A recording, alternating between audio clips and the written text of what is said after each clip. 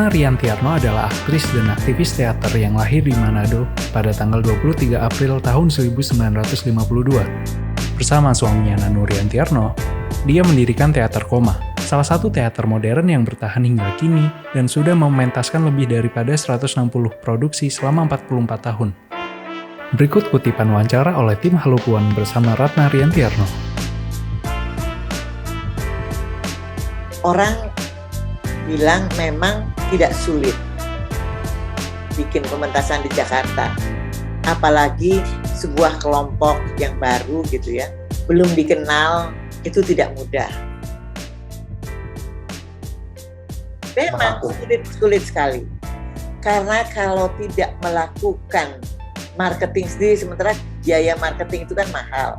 Tapi kan saya memang mencari yang murah dengan door to door, kan numpang ada pertunjukan orang nih, bagiin flyers, kita minta izin. Kadang-kadang nggak pakai izin, gue bagiin flyers demi untuk menonton. Gitu. Dan teman-teman tuh abis latihan malam-malam, kan dulu ada spanduk gitu.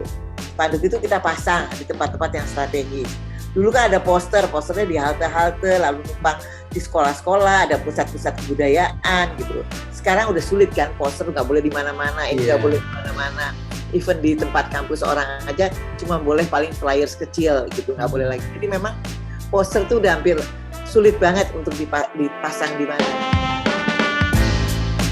Tuh, menambah sulit karena gini, kita kan berdiri tahun 77 ya, waktu itu mungkin kelompok teater belum banyak dan tim, kemudian gedung kesenian supaya bisa tontonan.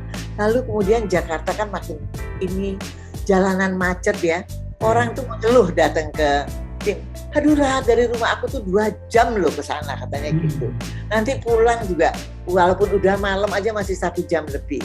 Jadi memang pusat kesenian Jakarta cuma punya satu ya bandingannya. Misalnya waktu saya diundang ke Berlin Festival Teater 10 hari itu ada 10 grup teater nonton 10 tempat yang berbeda gitu. Di satu kota? Di satu kota. Wow. Jadi kan memang fasilitas yang kita ada memang kurang banget.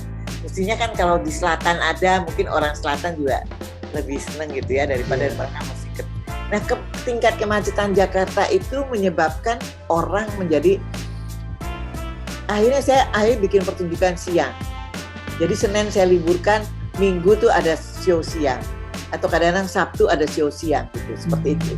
Saya meniru di Broadway itu mereka kalau Rabu tuh main siang matinee karena dia buat orang-orang yang pensiunan. Gitu. Harganya juga jadi lebih murah. Gitu. Saya juga meniru seperti itu. Jadi show siang lebih murah daripada show malam. Pada akhirnya, tapi memang tetap akhirnya TV itu menjadi saingan yang luar biasa. Apalagi kemudian sekarang udah punya YouTube, udah punya orang tuh nggak usah kemana, anak kalau kita lihat nggak usah anak muda, cucu kita aja udah pegang HP dan laptop, udah segala-galanya ada di situ. Saingannya adalah itu mainnya bisa setahun pertunjukan dan penontonnya ada terus. Karena kalau itu saya boleh nggak ada kendala bukan dengan maksud mengkritik apa yang kita punya, tetapi mereka itu di teater itu masuk dalam kurikulum sekolah. Sejak dari SD. Jadi mereka kenal banget teater ini dan kemudian secara keluarga mereka punya budaya untuk menonton tontonan. Jadi pergi apakah konser atau apa. Jadi selalu keluarga di sana tuh menyisihkan dana dari gajinya untuk, kalau kita kan kalau hari Minggu 3M, mall, molor sama ini. Makan. Iya. Jadi mereka juga ikut. Jadi tidak hanya bicara edukasi di sekolah, tapi dari rumah pun mereka juga udah dididik untuk juga menonton pagelaran, menonton sebuah tontonan yang menarik gitu. Jadi penontonnya nggak habis dan begitu ada weekend penonton dari luar kota juga datang menonton karena melihat. Jadi menjadi sebuah budaya untuk menonton, apakah itu konser ataupun teater, menjadi budaya. Sementara di Indonesia enggak. Kita mempengaruhi sekolah, tapi orang tuanya enggak, gitu kan ya, sama aja. Saya kira itu manajemen itu penting juga masuk, karena memang kadang-kadang kelompok-kelompok tradisi sampai sekarang tuh itu adalah one man show. Wah, Pimpinannya semuanya tangan saya, misalnya nonton di grup gitu ya, atau dulu di sini, udah kan dia aja kasih tahu semua dan semua harus nurut gitu. Dan kemudian memang harus ada pembagian kerja. Jadi sebenarnya kata manajemen panggung dan manajemen artistik dan manajemen non artistik. oke.